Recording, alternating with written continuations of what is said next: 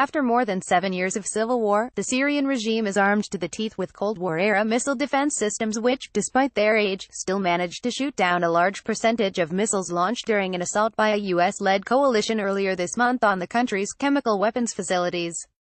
But as the U.S. flirts with taking a more aggressive role in the conflict, two of the world's most advanced weapons systems, the U.S.'s Tomahawk missiles and Russia's S-400 missile defense system, could end up facing off against each other, The Telegraph reports.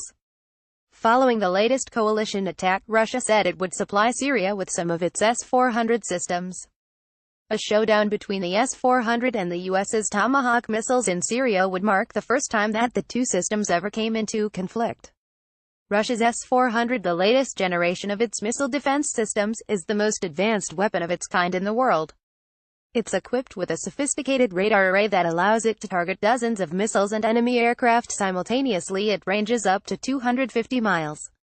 To be sure, its missile intercepting capabilities are shorter range, roughly 75 miles, but the missiles can fly at speeds up to 1,000 meters per second and hit low-flying targets at just a few meters of altitude. Meanwhile, the Tomahawks, launched from U.S. Navy ships, could deliver a 1,000-pound (450 kilograms) warhead with pinpoint accuracy from ranges of 800 to 1,500 miles. But U.S. military observers say the American forces could overwhelm the Russian air defenses by launching an overwhelming number of Tomahawk missiles in a strike that would resemble the one launched against the Shayrat airfield in Syria last April, when President Trump fired 59 of the missiles, destroying Syrian planes and other military hardware.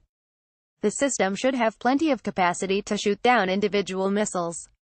But it is fairly easy to swamp it just in terms of the sheer number of interceptors required, said Justin Bronk of the Royal United Services Institute.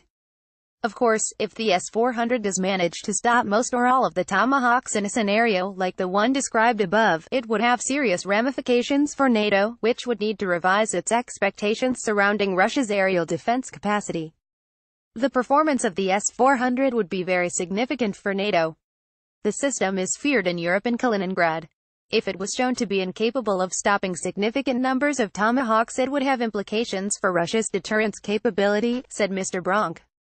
That could be why the Russians refrained from intercepting the Tomahawks fired at Shayrat last year. Nothing is more terrifying than the unknown. Earlier this year, Russian President Vladimir Putin unveiled a range of new Russian weapons, including a nuclear warhead that he said could surpass NATO's missile defenses in Eastern Europe and strike nearly any target on Earth. With all these new weapons being unveiled, we imagine NATO's commanders have already been forced to go back to the drawing board again and again to try and work out how best to contain Russia with its new arsenal, which is giving the US a run for its money.